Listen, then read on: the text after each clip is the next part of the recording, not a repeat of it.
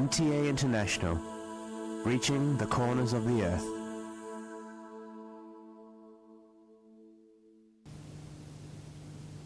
اب حضرت مرزا طاہر احمد صاحب خلیفۃ المسیح الرابع امام جماعت احمدیہ ایدہ اللہ تعالی بنصر العزیز کا خطبہ جمعہ ہوگا۔ حبیبنا صلی علی محمد صلی علی حبیبنا صلی علی محمد صلی علی رسولنا صلی علی محمد صلی علی رسولنا صلی علی محمد صلی علی محمد صلی علی محمد صلی علی محمد صلی علی محمد صلی علی محمد صلی۔ السلام علیکم ورحمۃ اللہ۔ اذان دے دیں۔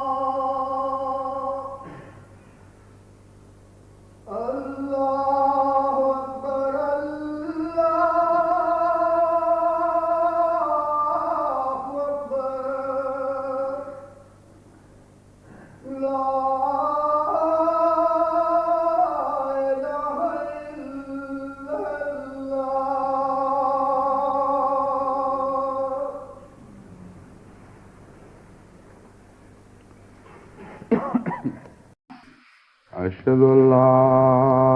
إله إلا الله وحده لا شريك له وأشهد أن محمدا عبده ورسوله أما بعد فأعوذ بالله من الشيطان الرجيم بسم الله الرحمن الرحيم الحمد لله رب العالمين الرحمن الرحيم مالك يوم الدين إياك نعبد وإياك نستعين اهدنا الصراط المستقيم صراط الذين أنعمت عليهم غير المغضوب عليهم ولا الضالين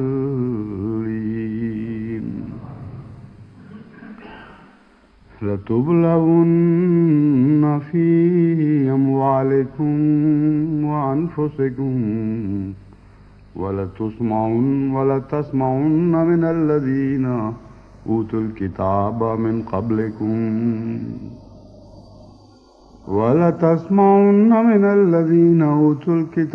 من قبلكم ومن الذين أشركوا أذى كثيرا وإن تصبروا وتتقوا فإن ذلك من عزم الأمور. آل عمران آیت 187. پاکستان سے جو اطلاعیں مسلسل موصول ہو رہی ہیں ان سے معلوم ہوتا ہے کہ جماعت احمدیہ کے دشمنوں نے اپنی ایذاء رسانی کی مہم بہت زیادہ تیز کر دی ہے،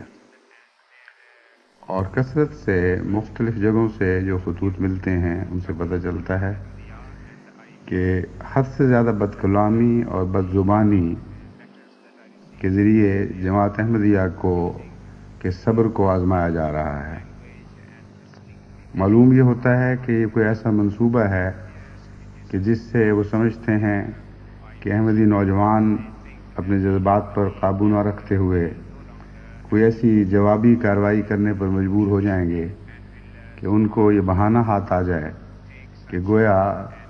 تشدد میں احمدیوں نے پہل کی ہے۔ اس کے بہت سے ایسے پہلو ہیں جن کو جماعت احمدیہ کو خصوصاً پاکستان میں پیش نظر رکھنا چاہیے۔ حضرت اقدس مسیح موعود علیہ السلام کے زمانے میں جب اس قسم کے حالات پیدا ہوئے تو آپ نے نصیحت فرماتے ہوئے اس طرف بھی توجہ دلائی کہ دیکھو تمہاری بے صبری سے کہیں باقی قوم کسی مصیبت میں گرفتار نہ ہو جائے، اس لیے تمہارا انفرادی صبر دراصل ساری قوم کی نمائندگی میں صبر ہے، اور اس پہلو سے صبر کی اہمیت بہت زیادہ بڑھ جاتی ہے۔ بعض مقامات پر جماعت کے حالات نسبتاً طاقت کے ہیں، اور وہاں خدا تعالیٰ کے فضل سے ایسے غیور اور طاقتور احمدی نوجوان موجود ہیں کہ جب چاہیں وہ اپنے جذبات کو غالب آنے دیں تو یہ فیصلہ کر لیں کہ اب اس کے بعد ہم مزید حضرت مسیح موعود علیہ السلام کی حد تک برداشت نہیں کریں گے۔ ان کے اختیار میں ہے اور ان کا ان علاقوں میں روب بھی ہے، جب چاہیں وہ اپنے ذاتی بدلے اپنے مختصر دائرے میں لے سکتے ہیں، لیکن حضرت مسیح موعود علیہ السلام نے غالباً اسی بات کو پیش نظر، اسی امکان کو پیش نظر یا احتمال کو پیش نظر رکھتے ہوئے یہ نصیحت فرمائی کہ جب بھی تم اپنے جذبات سے مغلوب ہو تو تمہیں یاد رکھنا چاہیے کہ تمہارے اور بھی بھائی بہن اور قوم کے دوسرے ایسے افراد ہیں جو کمزور ہیں اور ان کی ذمہ داری تم پر عائد ہوگی۔ اس لیے جہاں تک صبر کا تعلق ہے جماعت احمدیہ کو پہلے سے بڑھ کر صبر کا دامن تھام لینا چاہیے، اور جس طرح قرآن کریم میں ذکر ملتا ہے کہ مومن جب ہدایت پاتے ہیں تو ایک مضبوط کڑے پر ہاتھ ڈال لیتے ہیں جس کے لیے ٹوٹنا مقدر نہیں۔ بس صبر کے ساتھ بھی ایسا ہی تعلق قائم کریں، اور کسی قیمت پر اور کسی بدخلقی کے حد سے بڑھنے کے نتیجے میں بھی آپ اپنے صبر کو زخمی نہ ہونے دیں۔ دوسرا پہلو یہ ہے کہ بعض جگہ جماعت کے نوجوان بے چینی کا اظہار کرتے ہیں اور کہتے ہیں اتنی دیر ہو گئی، یہ لوگ بدکلامی میں حد سے بڑھتے چلے جا رہے ہیں اور ظلم پر ظلم توڑتے ہیں، اور پھر اس کے علاوہ حضرت مسیح موعود علیہ السلام کی گستاخیاں کرتے ہیں اور یہ اعلان کرتے ہیں کہ دیکھو ہم سچے ہیں، ہم نے سب کچھ کر لیا جو تمہارے خلاف کیا جا سکتا ہے اور تمہاری مدد کو تمہارا کوئی خدا نہیں آیا۔ یہ دلیل دے کر وہ اور زیادہ ان کے دلوں پر چرکے لگاتے ہیں۔ یہ اللہ تعالیٰ کا فضل ہے کہ جماعت احمدیہ پاکستان کو غیر معمولی استقامت عطا فرمائی گئی ہے، اور مذہب کی تاریخ میں کم ایسے واقعات ملتے ہیں جہاں اس طرح وسیع پھیلے ہوئے علاقے میں لکھوکھا خدا کے بندوں کو اس قدر مستقل مزاجی کے ساتھ صبر اور استقامت کی توفیق ملی ہو۔ یہ خدا کا غیر معمولی فضل ہے، لیکن اس کے باوجود کچھ کمزور طبیعتیں ہوتی ہیں، کچھ ایسے مزاج ہوتے ہیں جو وساوس کا شکار ہو جایا کرتے ہیں۔ بس ایسے ہی بعض لوگ مجھے خطوں میں یہ باتیں لکھتے ہیں کہ ہم کیا کریں اور اس کا کیا جواب دیں، ہمارا دل شدید بے چین ہے، کیونکہ یہ لوگ ایک تو ظلم کرتے ہیں، اس کے اوپر پھر ایسی باتیں کرتے ہیں۔ بعض کہتے ہیں کہ یہ ہم مباہلہ جیت گئے ہیں، دیکھ لو، کیونکہ ہم گند بک رہے ہیں اور اس کے مقابل پر خدا تعالیٰ ہمیں کوئی سزا نہیں دے رہا۔ اس کا اصل جواب تو اس تاریخ میں مضمر ہے جو قرآن کریم نے ہمارے لیے محفوظ فرمائی ہے، اور بکثرت گزشتہ انبیاء کی تاریخ کو دہراتے ہوئے خدا تعالیٰ بار بار ان ایسی قوموں کے حالات کو ہمارے سامنے پیش کرتا ہے جنہوں نے بعین ہی یہی رویہ اختیار کیا جو آج جماعت احمدیہ کی مخالف اختیار کر رہے ہیں، اور اسی قسم کے انہوں نے بلند بانگ دعوی بھی کیے کہ ہم دیکھ لو خدا کی غیرت کو للکار رہے ہیں، تم پر ظلم توڑتے چلے جا رہے ہیں، اور اس کے باوجود تم مغلوب ہو اور ہم غالب ہیں۔ اس قسم کی تاریخ قرآن کریم نے آدم سے لے کر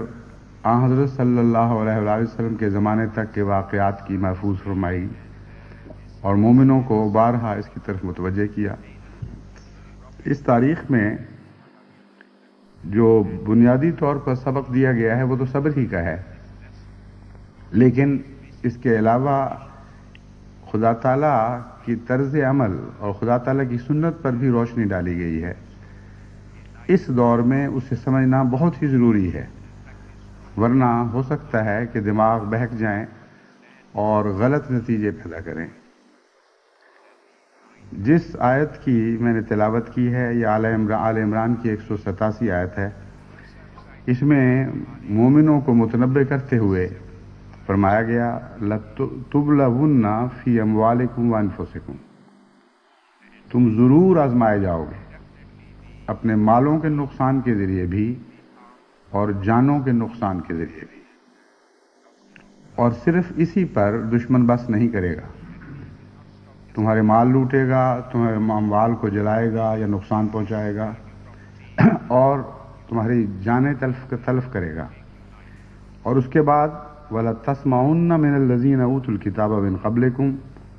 وَمِنَ الَّذِينَ أَشْرَكُوا أَذًى كَثِيرًا، ضرور تمہیں بڑی شدت کے ساتھ ان لوگوں کی طرف سے جنہیں تم سے پہلے کتاب دی گئی اور ان لوگوں کی طرف سے جو در حقیقت مشرک ہو چکے ہیں، شدید تکلیفیں پہنچائی جائیں گی زبان کے ذریعے، کیونکہ تسمعون کا مطلب ہے تم سنو گے ان سے تکلیفیں، تم ان کی طرف سے نہایت تکلیف دے اور دل آزار باتیں سنو گے۔ وَإِن تَصْبِرُوا وَتَتَّقُوا فَإِنَّ ذَلِكَ مِنْ عَزْمِ الْأُمُورِ، ہماری نصیحت یہ ہے کہ اگر تم صبر کرو اور تقوی اختیار کرو تو یقیناً یاد رکھو کہ یہ بہت ہی عظیم خوش نصیبیوں میں سے خوش نصیبی ہے۔ یہاں امور سے متعلق، امور کا معنی یہاں باتیں نہیں بلکہ غیر معمولی نصیب ہے. تو یہ بات ہر ایک کے مقدر میں نہیں، یہ غیر معمولی عظیم مقدر رکھنے والے لوگوں کو توفیق ملتی ہے کہ وہ پہلے اپنے اموال لٹائیں، پھر جانوں کا نقصان دیکھیں، پھر اس کے اوپر ان شیخی بگاڑنے والے بدتمیز لوگوں سے نہایت ہی دل آزار باتیں سنیں اور اس کے باوجود صبر کریں. اس آیت کی طرف خصوصیت سے میری توجہ اس لیے مبذول ہوئی ہے کہ آج ہی چک سکندر کے ایک مظلوم کی طرف سے مجھے خط ملا جس میں یہی باتیں بیان ہوئی تھی، اور اس نے لکھا کہ ہمارے سامنے ہمارے اموال لوٹے گئے، ہمارے گھر جلائے گئے، ہمارے مویشی ہلاک کیے گئے اور ہماری جانیں تلف کی گئیں. اور اس کے بعد اب مسلسل وہاں اتنا گند اچھالا جا رہا ہے اور حضرت مسیح موعود علیہ السلام کے خلاف اتنی گستاخی کی جا رہی ہے کہ دل پھٹتا ہے اور طبیعت میں حوصلہ نہیں رہتا، ہمت نہیں رہتی کہ ان باتوں کو برداشت کر سکے. اور اس ضمن میں انہوں نے کہا کہ لکھا کہ جب سے نبوت کی تاریخ کا ہمیں علم ہے، اس سے پہلے کبھی کسی قوم کے ساتھ ایسی زیادتی نہیں کی گئی اور اس سے پہلے کبھی انبیاء کی ایسی بے عزتی اور گستاخی نہیں کی گئی. اس کا جواب یہ ہے کہ در حقیقت انسان اپنے محدود دائرے میں رہتے ہوئے اپنی دنیا کو باقی سب دنیا پر غالب سمجھ لیا کرتا ہے، اپنی کائنات کو ساری کائنات سمجھ لیتا ہے. اس لیے لکھنے والے کی نہ تو تاریخ پر نظر ہے، نہ قرآن کریم کی ان آیات پر نگاہ ہے جس میں اس ایسی انبیاء کی تاریخ کے حوالے دیے گئے ہیں، نہ حضرت اقدس محمد مصطفیٰ صلی اللہ علیہ وآلہ وسلم کے ساتھ دشمنوں نے جو سلوک کیا اس پر تفصیلی نگاہ ہے. اسی قسم کا ایک سوال حضرت صلی اللہ علیہ وآلہ وسلم سے بھی کیا گیا تھا. مکہ کے 13 سال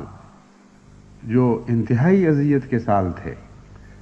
اور قوم نے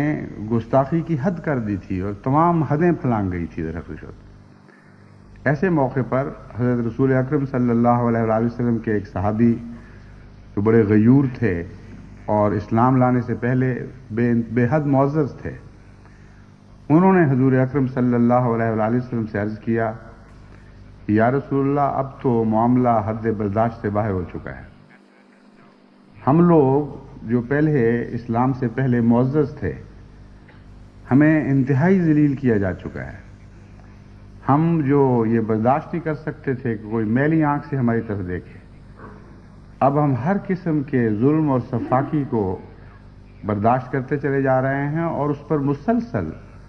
ہماری تخفیف کی جا رہی ہے، ہمیں بے عزت کیا جا رہا ہے، ہمیں رسوا کیا جا رہا ہے. آخر کب تک ہم ان باتوں کو برداشت کرتے چلے جائیں گے؟ حضرت صلی اللہ علیہ وسلم نے جواب دیا کہ دیکھو، تم میرے غلام ہو. مجھ سے پہلے، تم سے پہلے ایسی قومیں تھیں جنہوں نے اپنی انبیاء اور ان کے ماننے والوں سے ایسا ظالمانہ سلوک کیا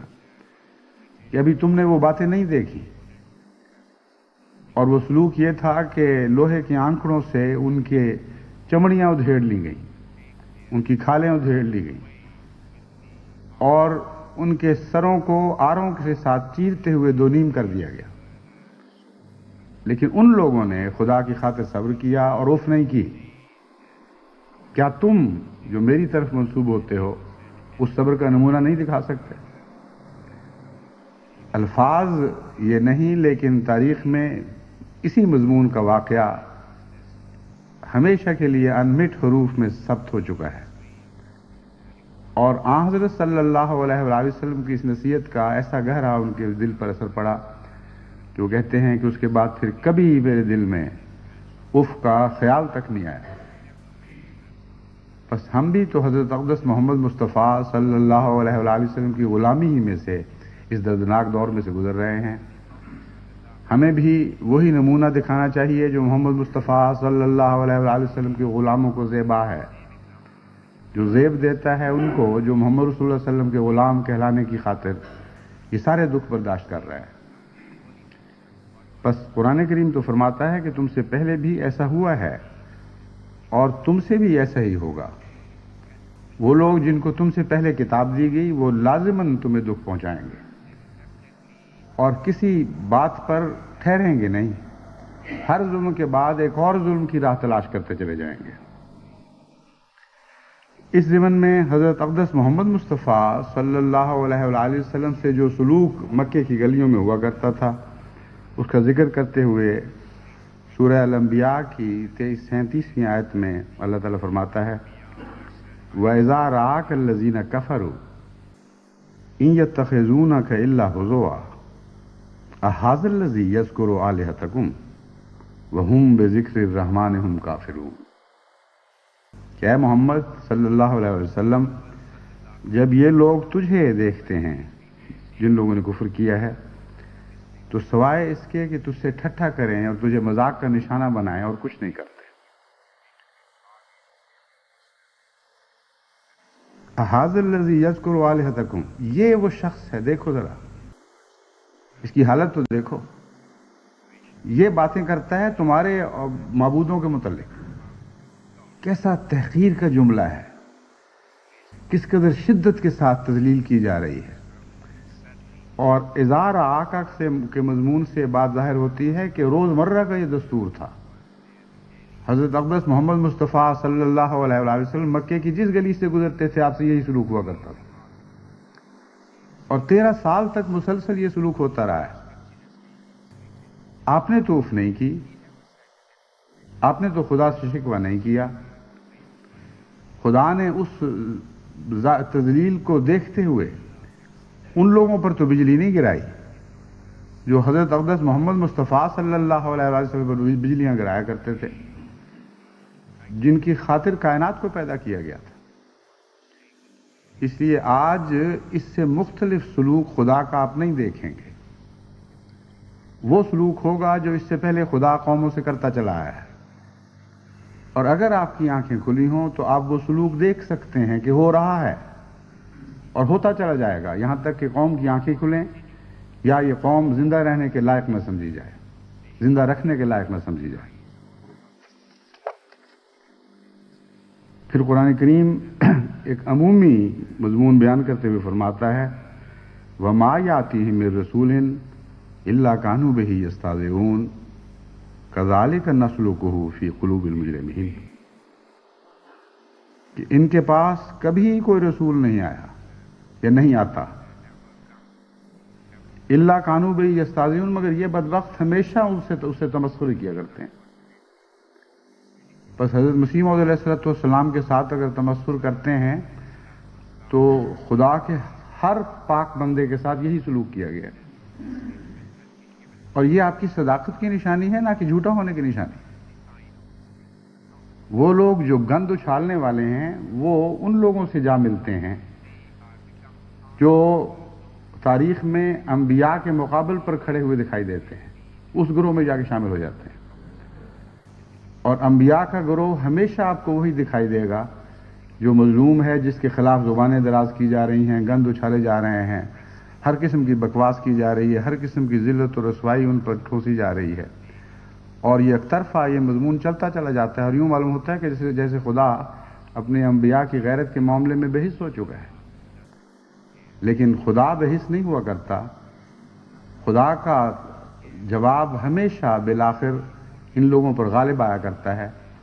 اور یہ قومیں خود ہمیشہ کے لیے تاریخ میں تمسخر کا نشانہ بن جایا کرتی ہیں۔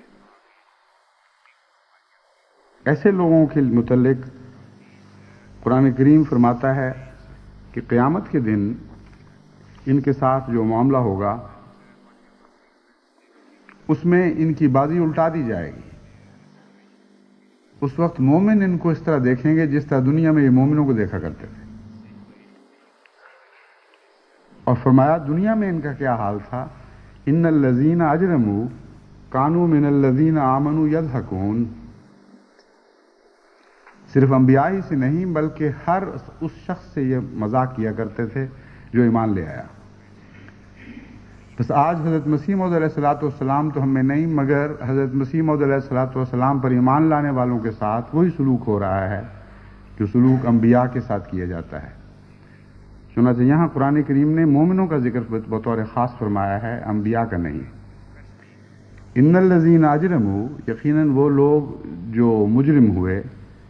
کانوا من الذین آمنوا یضحکون، وہ ہمیشہ ایمان لانے والوں سے تمسخر کیا کرتے تھے۔ وَإِذَا مَرُّوا بِهِمْ يَتَغَامَزُونَ، جب وہ ان کے پاس سے گزرتے تھے تو آنکھیں مٹکاتے تھے اور آنکھیں مارتے تھے، جس کو کہتے ہیں، اور ایک دوسرے کو اشارے کیا کرتے تھے کہ دیکھو جی یہ مرزا، یہ قادیانی، یہ بدبخت لوگ، کیا ان کا حال ہو گیا ہے آج۔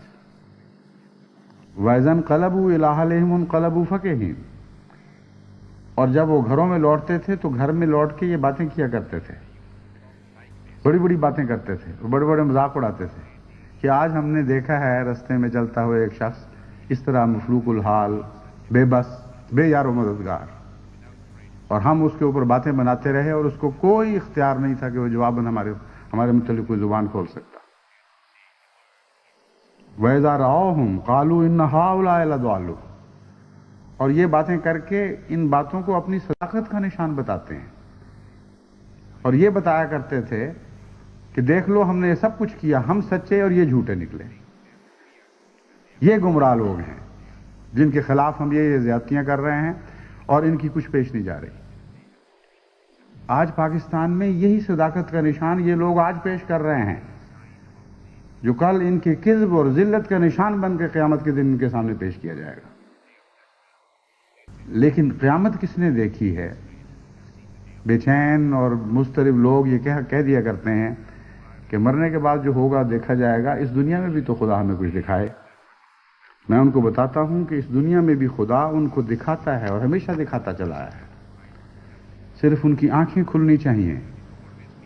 اور ہوش کی اور بصیرت کی آنکھوں سے اگر وہ دیکھیں تو خدا تعالیٰ کا سزا جزا کا قانون مستقل جاری و ساری رہتا ہے، اور خدا کی تقدیر ہر وقت عمل میں متحرک رہتی ہے۔ جب سے پاکستان میں جماعت احمدیہ کے متعلق قوم نے بالعموم یہ رویہ اختیار کیا ہے، اور جب سے حضرت اقدس مسیح موعود علیہ الصلوۃ والسلام کے خلاف تمسخر اور تضحیک میں یہ سب حدیں پھلانگ چکے ہیں، اس وقت سے ان کی تاریخ کا مطالعہ کریں کہ ان کے ساتھ کیا ہو رہا ہے۔ جنہوں نے احمدیوں کے امن لوٹے، ان کے اپنے گھروں کے امن لوٹ چکے ہیں۔ جنہوں نے احمدیوں کی جانوں سے کھیلنا جائز سمجھا، روزمرہ ان کی جانوں سے کھیلا جا رہا ہے۔ جنہوں نے احمدی عورتوں کی چادر اتارنے کی کوشش کی، ان کی اپنے عورتوں کی چادریں اتاری جا رہی۔ کوئی پاکستان کا علاقہ نہیں اس وقت جسے آپ مامون کہہ سکیں۔ ہر جگہ سے امن اٹھ گیا ہے اور اٹھتا چلا جا رہا ہے۔ بچے اغوا ہو رہے ہیں، عورتوں کی عزتیں لوٹی جا رہی ہیں، ہر قسم کے جرائم آزاد ہو چکے ہیں، اور حکومت جانتے ہوئے اور دیکھتے ہوئے اپنے آپ کو بے دست و پا پاتی ہے۔ وہ لوگ جنہوں نے حضرت مسیح موعود علیہ الصلوۃ والسلام کی عزت پہ حملے کیے، انہوں نے یہ بات پیش نظر نہیں رکھی کہ یہ لوگ شاعر اللہ ہوتے ہیں، یعنی وہ خدا کے بھیجے ہوئے بندے شاعر سے تعلق رکھتے ہیں جو اللہ کے شاعر ہیں، اور اس کے مقابل پر دنیا نے بھی بعض شاعر بنائے ہوئے ہوتے ہیں۔ خدا کے شاعر دنیا کو دکھائی نہیں دیتے، اور ان کی بے حرمتی میں وہ اپنے آپ کو آزاد سمجھتے ہیں اور بے باک ہو جاتے ہیں، مگر پھر ان کے شاعر پر بھی ان کے سامنے حملہ کیا جاتا ہے اور وہ اسی طرح بے بس ہوتے ہیں۔ آج پاکستان میں یہ بات بھی ہو رہی ہے، کوئی چیز جو پاکستان کی نظر میں شاعر سے تعلق رکھتی ہے آج پاکستان میں محفوظ نہیں رہی۔ کسی عورت کی حرمت محفوظ نہیں، کسی بچے کی حرمت محفوظ نہیں، پاکستان کے جھنڈے کی حرمت محفوظ نہیں، اول سے لے کے آخر تک ایک ایسی خوفناک حالت ہے جس طرح ان قوموں کے نشان ہوا کرتے ہیں جو مٹنے کے کنارے پر پہنچے ہوئے ہیں. لیکن یہ ہمارے لیے اطمینان کا موجب نہیں ہونا چاہیے، ہمارے لیے بے چینی کا موجب ہونا چاہیے. یہ باتیں میں اس لیے بتا رہا ہوں کہ آپ پہلے سے بڑھ کر اس قوم کے لیے دعائیں کریں، یہ بات سمجھنے کے بعد کہ خدا تعالیٰ آپ کے حال سے غافل نہیں ہے. یہ بات سمجھ لینے کے بعد کہ خدا کی تقدیر حرکت میں آ چکی ہے اور روز بروز وہ تقدیر اپنے غلبے کی طرف بڑھ رہی ہے، اور بالآخر خدا کا یہ قانون لازماً جاری ہوگا کہ لاغلبن انا ورسلی، کہ خدا نے اپنے اوپر فرض کر لیا ہے، کتب اللہ لاغلبن انا ورسلی، کہ میں اور میرے رسول ضرور غالب آئیں گے. یہ ہو نہیں سکتا کہ دنیا کی طاقتیں ہمیں مغلوب کر دیں. بس جب میں نے کہا کہ خدا کی تقدیر غلبے کی طرف بڑھ رہی ہے تو مراد میری اسی آیت کی طرف اشارہ کرنا تھا کہ خدا کی تقدیر ہمیشہ غلبے کی طرف بڑھا کرتی ہے، لیکن اس کے غلبے کی طرف بڑھنے کے دو معنی ہوا کرتے ہیں. ایک یہ کہ قوم بالآخر اس پیغام سے مغلوب ہو جاتی ہے، اس کو سمجھ لیتی ہے، اس کی عزت اور توقیر کرتی ہے اور اپنے پچھلے عمل پر پچھتاتی اور پشیمان ہوتی ہے اور بالآخر حق کو قبول کر لیتی ہے. ایک غلبہ کا یہ معنی ہے. اور ایک غلبہ کا یہ معنی ہے کہ وہ قوم دن بدن خدا کی تقدیر کے نیچے پستی چلی جاتی ہے، اور اس دوران اگر پھر بھی وہ عقل اور ہوش کے ناخن نہ لے تو صفحہ ہستی سے مٹا دی جاتی ہے. ان دو غلبوں کے سوا مذہب کی تاریخ میں ہمیں اور کوئی شکل دکھائی نہیں دیتی. تمام انبیاء گزشتہ کی تاریخ کا مطالعہ کر لیں تو انہوں میں سے ایک بات ضرور ہو کر رہی ہے، یا ان قوموں کے تکبر مٹ گئے اور انہوں نے عاجزانہ طور پر اپنے آپ کو خدا کے حضور پیش کر دیا، یا ان قوموں کے وجود صفحہ ہستی سے مٹا دیے گئے اور پھر ان کا نام و نشان صرف تاریخ کے صفحات میں ملتا ہے، اور وہ بھی حسرت کے ساتھ. جیسا کہ قرآن کریم میں فرمایا یا حسرتاً علی العباد، دیکھو ان بندوں پر کیسی حسرت ہے. اگر وہ قومیں غالب آتی تو وہاں حسرت کا مضمون اطلاق نہیں پا سکتا تھا. مراد یہ ہے کہ یہ استہزاء کرنے والے ہمیشہ مغلوب ہوئے ہیں، اس لیے یا تو پھر بعد میں دیر میں آتے ہیں اور شرمندہ ہوتے ہیں اور پچھتاتے ہیں اور روتے ہیں اور گریہ ازاری کرتے ہیں اور استغفار سے کام لیتے ہیں، اور یا پھر خود ان کی عظمتیں مٹا دی جاتی ہیں. بس ہمیں یہ دعا کرنی چاہیے کہ خدا ہمیں وہ نشان دکھائے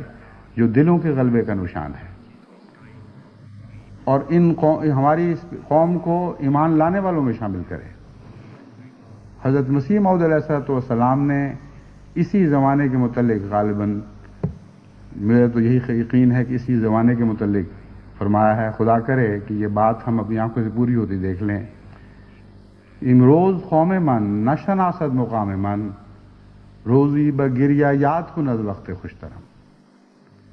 اس میری قوم نے آج میرے مقام کو نہیں پہچانا اور ظلم اور تعدی میں حد سے بڑھ چکی ہے، لیکن ایک دن آنے والا ہے کہ میرے خوشتر وقت کو حسرت سے یاد کیا کریں گے کہ کاش ہم اس زمانے میں ہوتے. بس خدا کرے کہ یہ دوسرا وقت ہم اپنی آنکھوں سے آتا ہوا دیکھ لیں اور اس قوم پر خدا کی تقدیر اپنے فضل کے ساتھ غالب آئے، اپنی رحمتوں کے ساتھ غالب آئے، ہدایت ان پر غلبہ پالے اور ان کے دلوں کی سب کجیاں دور ہو جائیں، اور وہ تقدیر ہم اپنی آنکھوں سے پوری ہوتی نہ دیکھیں. یعنی خدا فضل فرمائے اور ہمیں اس دکھ سے بچائے کہ اس قوم کو خدا کی تقدیر کی چکی کی نیساد کے اندر پستے ہوئے دیکھیں اور پارا پارا ہوتے ہوئے دیکھیں، یہاں تک کہ صفحہ ہستی سے ان کا نشان مٹا دیا جائے. اس وقت قوم کی جو حرکتیں ہیں وہ اسی طرف جا رہی ہیں، اور شدید بے چینی کے ساتھ دعا کی ضرورت ہے. بار بار کی نصیحتوں کے باوجود یہ لوگ باز نہیں آئے اور پشیمان نہیں ہوئے، لیکن اس کے باوجود جہاں تک میں نے جائزہ لیا ہے کچھ دبے آثار پشیمانیوں کے بھی ظاہر ہو رہے ہیں. اس لیے معاملہ بالکل یک طرفہ بھی نہیں. قوم میں بالعموم جب آپ قریت کر دیکھتے ہیں تو ایسے شریف النفس آدمی دکھائی دیتے ہیں جو اس بات کو اٹھانے لگ گئے ہیں، اپنی آواز کو دبانے کی بجائے بعض دفعہ اپنے ماحول میں یہ بات سنانے لگ گئے ہیں کہ دیکھو یہ ظلم ہو رہا ہے اور اسی ظلم کے نتیجے میں خدا ہم سے ناراض ہے. یہ زیادہ دیر تک بات چلنے والی نہیں. اور یہ آواز چھوٹے طبقوں میں بھی اٹھ رہی ہے اور دنیا کے لحاظ سے بڑے طبقوں میں بھی اٹھ رہی ہے، اور صاحب اقتدار لوگوں میں بھی رفتہ رفتہ اس بات کا شعور پیدا ہو رہا ہے. بس اگر کوئی امید کی کرن ہے تو وہ اسی شعور میں ہے. اس لیے دعاؤں سے اپنی قوم کی مدد کریں کہ خدا اس شعور کی روشنی کو صبح صادق کی روشنی بنا دے، جس کے بعد دن چڑھ جایا کرتا ہے، جس کے بعد اندھیرے اور روشنی میں پھر کوئی اشتباہ باقی نہیں رہا کرتا. اس طرح اس قوم پر یہ بات روشن ہو جائے کہ خدا کی ناراضگی کے نتیجے میں خود یہ اپنی قوم اور اپنے وجود کے دشمن بنے ہوئے ہیں، اور اپنی ان کی بدعمالی ہے جو دراصل خدا کی طرف ناراضگی کی صورت میں ان پر نازل ہو رہی ہے. اللہ تعالیٰ ان کو تقوی کے ساتھ اپنے اعمال میں پاک تبدیلی پیدا کرنے کی توفیق عطا فرمائے، اور اللہ تعالیٰ احمدیوں کو بھی اس وسیع مذہبی تاریخ کو پیش نظر رکھتے ہوئے اپنے کردار کو پہلے سے زیادہ بہتر کرنے کی توفیق عطا فرمائے. جتنا یہ ظلم اور صفاقی میں آگے بڑھتے ہیں اتنا ہی زیادہ احمدیوں کو خدا کی ذات میں نہاں ہونے کی ضرورت ہے. یہی ایک علاج ہے، اس کے سوا اور کوئی علاج نہیں ہے. صبر کا دامن ہاتھ سے نہ چھوڑیں، اور جتنا یہ گند اچھالتے ہیں اتنا ہی آپ خدا والے بننے کی کوشش کریں، خدا کی صفات اپنے اندر جاری کرنے کی کوشش کریں. حضرت مسیح موعود علیہ الصلوۃ والسلام نے ہمیشہ کے لیے یہ گر ہمیں سکھا دیا ہے کہ عدو جب بڑھ گیا شور و فغاں میں، نہاں ہم ہو گئے یار نہاں میں. ہم اپنے یار نہانی میں جو دل میں بسا کرتا تھا، پہلے تو وہ ہمارے اندر چھپا ہوا تھا، پھر ایک ایسا وقت آیا کہ جب دشمن نے شور و شرابہ کیا تو ہم اپنے یار میں چھپ گئے اور اس کے اندر غائب اور پنہاں ہو گئے. بس دنیا کے شور و غوغا سے گھبرا کر اگر آپ نے دوڑنا ہے تو خدا کی طرف دوڑیں، اگر چھپنا ہے تو خدا کے وجود میں چھپ جائیں. اور جو لوگ خدا کے وجود میں چھپ جایا کرتے ہیں ان کو دنیا کی کوئی طاقت مٹا نہیں سکتی، وہ لازماً غالب آیا کرتے ہیں. اللہ تعالیٰ سب احمدیوں کو تقوی اور نیکی اور طہارت اور نیک اعمال اور خدا کی محبت میں پہلے سے بہت زیادہ بڑھا دے.